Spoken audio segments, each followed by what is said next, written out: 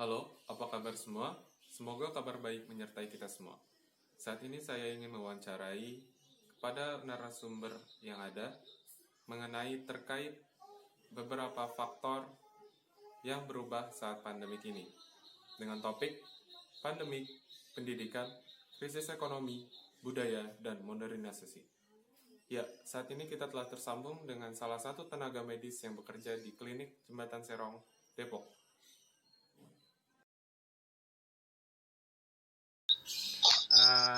Oke, kita udah tersambung dengan salah satu narasumber kita. Dia tenaga medis di salah satu daerah Depok. Ya, apa kabar Mbak sebelumnya? Baik, Selamat pagi. pagi. Iya, kira-kira di sana gimana tuh Mbak keadaannya? Kan sedang pandemi gini nih. Baik-baik aja sih, nggak semenakutkan itu sebenarnya COVID. Hmm, hmm, hmm. Terus kira-kira selama ini ada nggak yang terjangkit gitu ketika mereka check up di sana? Ya udah, kan diperiksa dulu, nggak semua yang gitu kan. Gimana sih? Ya gitulah pokoknya. Hmm, hmm, hmm. Langsung ke poin pertama aja ya Mbak. Eh, menurut Ya, menurut Anda bagaimana pandemi saat ini pemerintah menanggapi dan menyikapinya gitu dalam pandemi saat ini? pemerintah sudah memberikan kebijakan yang sudah tertata. Mungkin tinggal kitanya aja gimana sebagai masyarakat ya merespon baik ketentuan itu. Lagi pula kan kalau kita mengikuti anjuran pemerintah juga mungkin virusnya lebih cepat berlalu. Hmm, hmm, hmm. Terus kecemasan yang kalau terjadi gitu di pihak tenaga medis sendiri gimana tuh? Pastilah manusiawi takut, tapi ya dijalanin aja, apa ya, dijalanin, dipatuhi protokolnya, sering cuci tangan, ya yang 3M itu dipatuhi semuanya. Sebelumnya di daerah Depok sendiri udah ada yang kena atau belum tuh Mbak, di daerah sana? Yang Banyak mas, banyak. banyak. Eh, Terus kira-kira mengenai vaksin ini udah diterima belum sih ke setiap tenaga medis apa belum? Kan Kalau sekarang sih belum ya. ya dengar-dengar soalnya kan kemarin. Kalau sekarang sih belum. Mm-mm. mungkin mungkin juga pemerintah lagi menyiapkan kali waktu yang tepat untuk disebar vaksinnya untuk semua tenaga medis dan masyarakat. Terus tanggapan Anda mengenai pemerintah dan masyarakat menyikapi semua ini bagaimana tuh dari pihak tenaga medis sendiri? Sejauh ini sih udah baik ya. Tinggal kita tunggu perkembangan selanjutnya aja, gimana mau diambil langkah selanjutnya buat virus ini cepat berlalu. Sebelumnya di sana pernah menggunakan atribut APD juga nggak sih? Setelah pemerintah itu Pernah kok. pernah ya? Awal-awal kita pakai atribut APD lengkap, cuman sekarang karena new normal, terus juga aja bisa dihitung lah yang terjangkit nggak terlalu banyak kan kalau di klinik, nggak kayak di rumah sakit, jadi kita lebih protek diri aja sendiri-sendiri. Hmm, hmm, hmm. Itu berapa jangka waktu itu? 3 bulan kah apa sebulanan? 4 bulanan. Oh, 4 bulanan. Kayaknya udah sampai situ aja Mbak. Ngelihat Mbaknya juga kayaknya masih sibuk. Oke,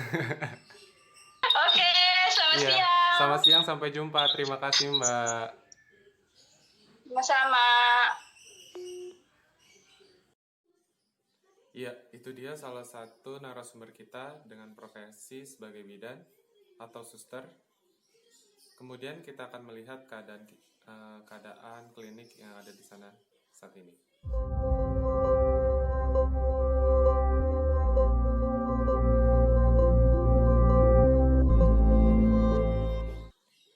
Oke, itu dia. Selanjutnya kita akan mewawancarai salah satu tenaga pengajar sebagai guru TK yang berada di Citayam Depok dengan topik pendidikan. Ya, selamat pagi Bu.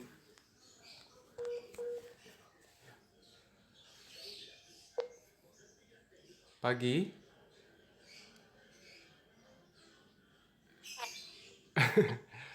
Putus-putus, iya, kedengarannya sinyalnya agak kurang bersahabat saat ini. Gimana kabarnya Mbak?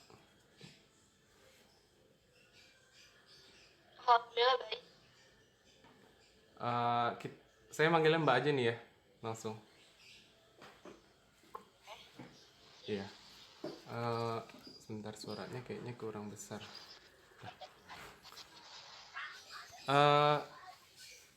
Ngomong-ngomong, keadaan di sana gimana tuh Mbak tentang anak-anak yang diajar saat ini? Keadaannya alhamdulillah baik sih. Tapi sekarang lagi social distancing dulu. Jadi disuruh belajar di rumah. Apa ada kesulitannya nggak Mbak kira-kira mereka tuh? Kesulitan sih banyak ya, karena namanya juga anak-anak gitu. Pasti pengennya tuh keluar, pengennya belajar langsung face to face. Langsung kita, oh iya, langsung kita tanya pertanyaan-pertanyaan yang pertama ya Mbak. Ya. Sebelumnya sebagai tenaga pengajar itu tentang pendidikan saat ini karena adanya pandemi, gimana tuh? Menurut saya karena adanya pandemi, pendidikan menjadi menurun. Sebab dengan menggunakan metode daring seperti ini, mengakibatkan faktor-faktor negatif kepada anak, mulai dari anak malas belajar, terbiasa dengan hidup santai di rumah, dan juga keterbatasan fasilitas karena semua anak atau bahkan wali murid memiliki handphone, dan itu merupakan permasalahan dari pendidikan saat ini. Oh iya benar juga sih ya.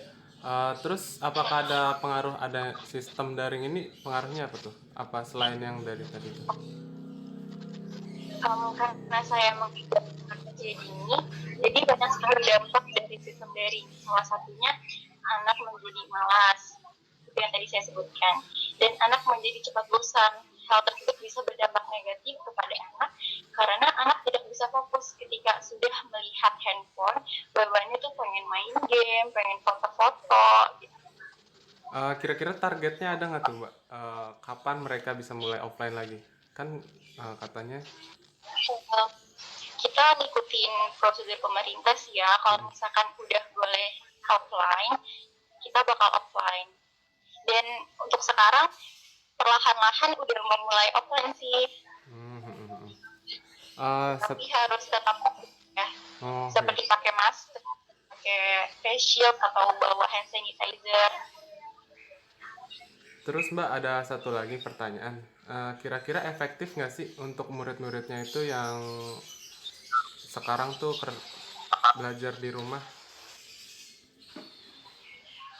Kalau menurut saya sistem daring ini kurang efektif, apalagi untuk anak usia dini. Karena ketika di rumah dan di sekolah itu berbeda. Ketika di sekolah itu dia lebih aktif karena bebas mengeluarkan idenya tanpa larangan orang tua. Dan mereka lebih semangat belajar karena bareng sama teman-temannya. Lain hal kalau misalkan di rumah, dia bisa cepat bosan, dan rata-rata anak lebih manja di rumah sama orang tuanya, dan itu membuat anak tidak fokus belajar, bahkan tidak mau untuk belajar. Juga benar juga sih, apalagi buat anak umur-umur yang di bawah. Ya. Bawahnya kan pengen belajar, dia tuh pengen daring kayak gini, dia belajar terus gitu, gak ada bermainnya. Ada keluhan nggak sih Mbak tentang pendidikan ini dari orang tua sendiri? Keluhannya sih gitu, anak jadi cepat bosan sih, jadi dia susah buat belajar, orang tua juga pusing ya. Soalnya mungkin dulu sama orang tua itu dipandang anak murid itu beda. Kalau orang tua mungkin galak atau gimana, kan kalau guru tuh kita dituntut untuk sabar, jadi ngaruh juga ke anak. murid. Sebelumnya masih ada waktu mengajar lagi saat ini apa sedang libur? Sekarang lagi libur karena lagi tahun baru, jadi lagi cuti dulu. Oke, terima kasih sebelumnya Mbak Pujai. Sepertinya sudah cukup sampai situ saja. Nanti kita bakal tanya-tanya lagi apabila ada pertanyaan yang akan kami berikan. Ya, Baik. terima kasih sebelumnya udah menjadi narasumber. Mohon maaf bila ada salah kata atau dan lain-lainnya. Ya, terima kasih. Sampai jumpa. Ya, itu dia salah satu narasumber kita sebagai guru di TK-nya. Kemudian kita akan simak kegiatan mengajar beliau.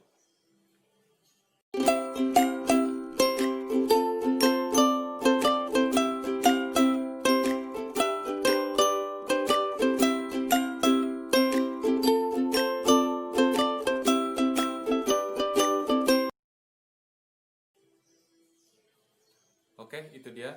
Selanjutnya kita akan menemui narasumber kita yaitu sebagai wirausahawan muda dengan topik krisis ekonomi.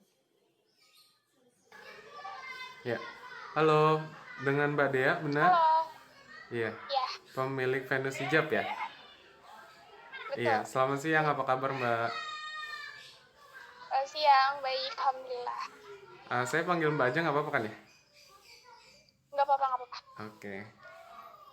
Kita langsung masuk ke topik aja ya Mbak, biar nggak terlalu buang waktu Mbak juga. Yang pertama, saya mau nanya, sebagai salah satu wirausahawan muda, bagaimana pandangan Anda mengenai krisis ekonomi yang terjadi saat ini? Karena kan kita lihat juga sedang pandemi gini nih.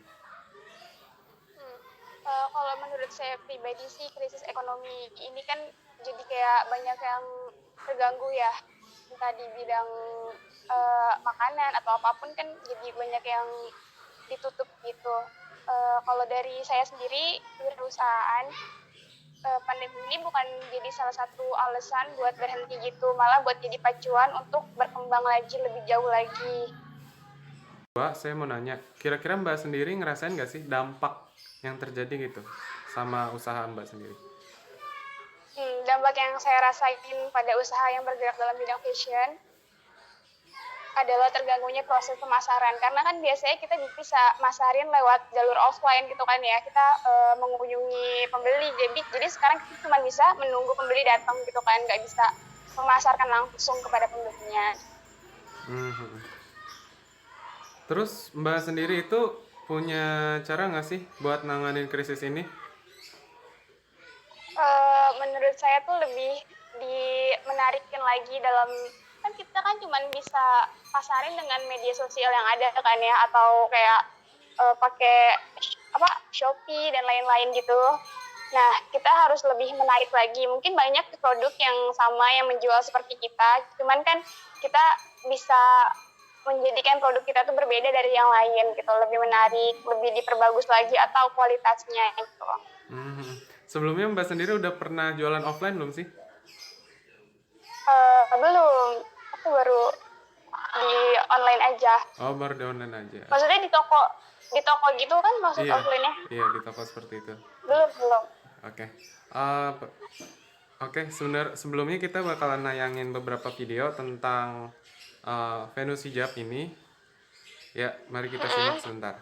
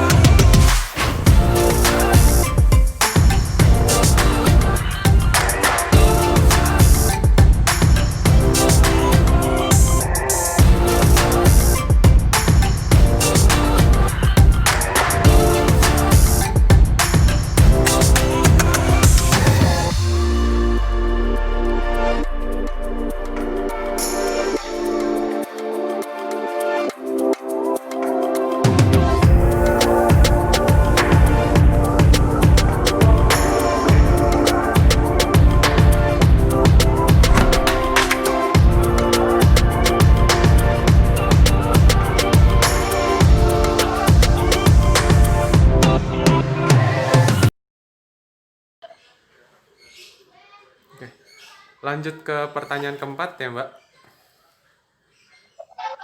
Ya, Ya, sebagai salah satu wirausahawan muda, kira-kira Mbak sendiri punya saran nggak sih buat menyelesaikan krisis ekonomi ini buat para para orang yang baru merintis usaha gitu? saran saya sebagai wirausahaan itu eh, kita kan wirausahaan muda gitu kan, kayak lebih kreatif gitu kan, memanfaatkan pikiran yang kreatif yang menjadi ciri khas anak muda serta selalu inovatif dalam membuka peluang mencoba hal-hal baru dan jangan takut mencoba, karena tuh kita tuh sebelum apa-apa pasti takut coba kan, takut gagal, takut nggak berani gitu, padahal kalau kita belum coba kita nggak tahu apa yang bakal terjadi, jadi jangan takut buat nyoba. Iya, kayaknya udah sih Mbak itu aja. Terima kasih atas Oh ya, sharing-sharingnya, ya wawancaranya juga. Maaf kalau misalkan ada salah kata atau beberapa kalimat yang kurang mengenakan. iya, Sebelumnya sama-sama. selamat sore, sampai jumpa. Terima kasih Mbak sekali lagi. Sama-sama. Sore. Baiklah, itu dia salah satu narasumber kita sebagai wirausahawan muda dengan topik krisis ekonomi. Selanjutnya, ada narasumber kita sebagai penulis di salah satu platform dengan lisensi penulis remaja. Mari kita simak.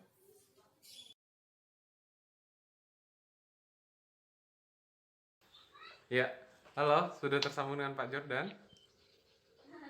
Ya, saya sendiri, Mas. Iya, saya manggilnya Pak apa Mas nih, biar enak.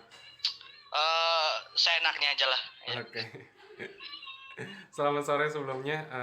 Saya mau dikit bertanya nih tentang budaya. Nah, sebelumnya kan Mas ini sebagai salah satu penulis kreator di salah satu platform Wattpad ya? Ya, betul. Iya, benar. Langsung ke poin pertama aja ya, Mas. Ya, Ya. Uh, ya silakan. Nomor yang Anda ketahui tentang budaya menulis ini kira-kira, Mas? Menurut saya itu menulis adalah salah satu hobi yang bisa dikembangkan menjadi ajang penentuan bakat sebenarnya. Menulis membuat kita tahu apa hal yang boleh dan tidak boleh kita tulis. Seperti itu sih. Terus sebagai penulis sendiri, apakah ada analisa yang Anda lakukan gitu untuk menambahkan dalam sebuah budaya menulis di saat pandemi saat ini? Untuk saya pribadi, itu saya tidak melakukan pencarian seperti itu. Dan tidak ada budaya di dalamnya. Yang saya tahu itu hanya ada pesan untuk semua pembaca dalam sebuah karya tertulis. Itu sih. Pesan moral atau pesan apapun itu. Sebagai penulis, apakah ada analisa yang Anda lakukan untuk menambahkan sebuah budaya di dalam cerita Anda sendiri kira-kira? Terus, Tidak ada. Iya, terus kira-kira budaya itu menurut Mas sendiri itu apa?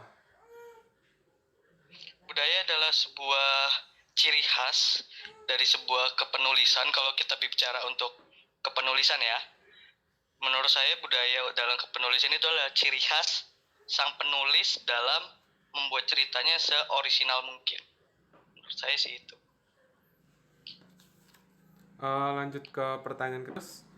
Apakah budaya menulis itu menjadi tren saat ini ketika pandemi ini gitu, Mas? Kan mereka rata-rata work from home gitu. Menurut saya sih enggak juga sih ya. Apakah dalam cerita Anda memiliki salah satu budaya-budaya yang menarik gitu untuk diceritakan? Kalau untuk cerita saya sendiri, saya memberikan budaya itu seperti saling membantu dan suka memberi kepada orang lain dan saling menghormati pendapat orang lain, seperti itu. Oh, jadi kayak budaya yang biasa ada di Indonesia gitulah ya? Ya, betul sekali. Ceritanya ini, untuk cerita yang Mas buat itu kira-kira diambil dari pengalaman pribadi atau bagaimana ya, Mas? Kalau kita lihat. Kalau cerita saya sendiri yang baru saya tulis dan saya publikasikan di platform Wattpad itu menurut imajinasi saya sendiri, tidak dengan kejadian nyata. Sebelumnya sudah mau coba buat di cetak gitu nggak mas? Dari kan kemarin tuh kalau nggak salah udah bergabung sama salah satu klub ya, kalau nggak salah ya. Oh ya, betul. Kalau untuk cetak, ya kita akan, kan karena cerita saya di platform Wattpad itu masih berlanjut. Kalau nanti bila sudah selesai, sudah tamat, baru saya akan memajukan cerita itu untuk dicetak dan disebarluaskan di publik. Oke, sebelumnya nanti kita boleh lihat cerita mas sedikit di Wattpad, bakal kita tampilin, boleh ya mas? Boleh, silahkan. Oke. Kayaknya itu aja sih mas. Melihat waktu juga nggak terlalu banyak buat kita ambil. Iya. Terima kasih. Iya, terima kasih sebelumnya udah mau jadi narasumber kami. Selamat sore. Ya, Ya, terima kasih. Sampai jumpa. sama-sama, sampai jumpa. Ya, itu dia narasumber kita sebagai penulis. Berikutnya kita akan menampilkan video mengenai salah satu cerita yang baru saja diupload oleh Mas Jordan tadi.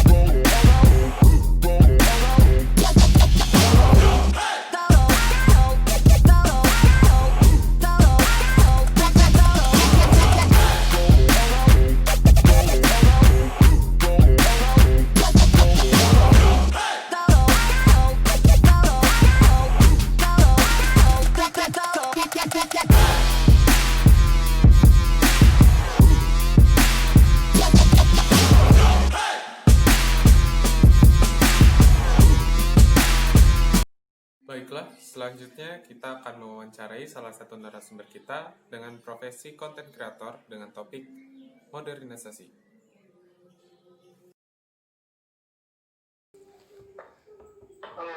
Halo, apa kabar Pak? Maaf sebelumnya.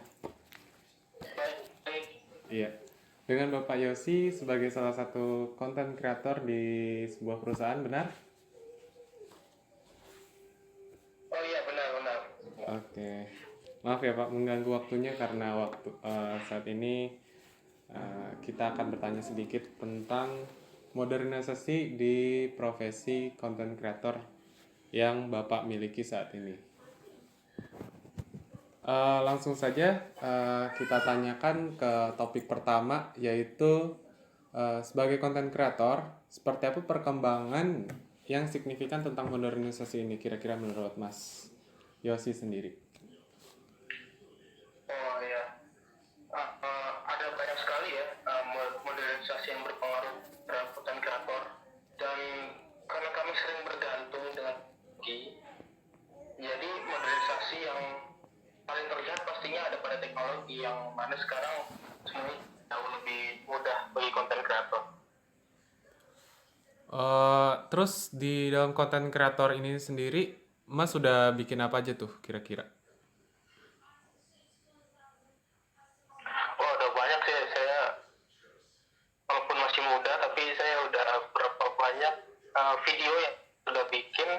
Salah satunya kayak video itu tentang skuter elektrik dan sepeda elektrik itu, Mas. Langsung lanjut ke pertanyaan kedua aja ya Mas. Berikutnya, apakah modernisasi ini berpengaruh terhadap pendapatan kayak misalkan followers, terus viewers dari konten kreator ini gitu Mas? Kira-kira berpengaruh nggak? Ya, kalau dalam bidang konten kreator tidak terjadi yang signifikan, pastinya kami jadi sangat sulit agar orang dapat menikmati konten yang kami berikan. Jadi karena konten itu sudah bisa menjadi iklan tersendiri seperti video yang saya sebut tadi. Jadi dengan modernisasi, konten kreator bisa lebih mudah membagikan lebih ke banyak orang, dan sehingga kami mendapatkan followers dan kami juga mendapatkan dana dari konten-konten menarik yang kami berikan. Oke. Terus kira-kira Mas sendiri udah bikin nggak tuh dari efek modernisasi ini nih, bentuk yang pernah Mas bikin itu apa? Tadi ya, skuter aja ya? Apa gimana tuh Mas? Sebenarnya masih banyak lagi sih, seperti saya juga kan kalau yang konten kreator itu kan bukan hanya sekedar video aja ya, seperti ada juga gambar, desain, tapi ya saya paling banyak video sih, dan saya suka ngedit video waktu saya sedang liburan atau video orang lain, nah ngedit. Dan tapi yang paling bagus menurut saya yang skuter tadi. Terus kira-kira tanggapan dari Mas sendiri mengenai terjadinya modernisasi ini gimana Mas tuh? Iya, organisasi sangat membantu banyak orang pastinya ya. Dan saya sangat senang banyak orang yang memanfaatkan modernisasi yang sangat dengan positif. Dan kita bisa memanfaatkan banyak sekali fitur-fitur baru itu memudahkan kegiatan kita, bahkan membantu orang lain. Jadi modernisasi sangat bermanfaat kalau dimanfaatkan dengan positif dan sangat baik. Oke. Sebelumnya Formisa kita bakalan lihat nih beberapa konten yang dibuat oleh Mas Yosi ini. Berikut videonya, kita simak.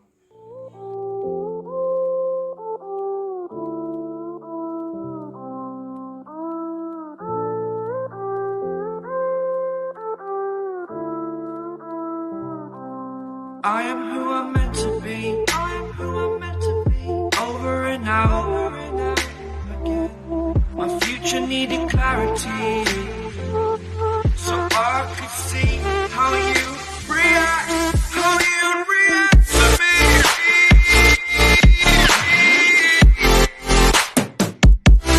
So much differently. I am take. Every time that I look back, I see my future. But you react to me. We are reacting so much differently. Ya, itulah salah satu konten-konten yang dibuat oleh Mas Yosi, salah satu narasumber kita saat ini yaitu. Sebelumnya terima kasih banyak nih Mas udah menyempatkan diri untuk mau diwawancara dalam tugas saya juga ini di dalam video ini. Iya, mohon maaf atas segala kekurangannya. Terima kasih sebelumnya. Terima kasih banyak juga. Iya, sampai jumpa. Maaf untuk mengganggu waktunya. Baiklah, selesai sudah hasil wawancara hari ini. Saya Fajar Yahya Ulianto.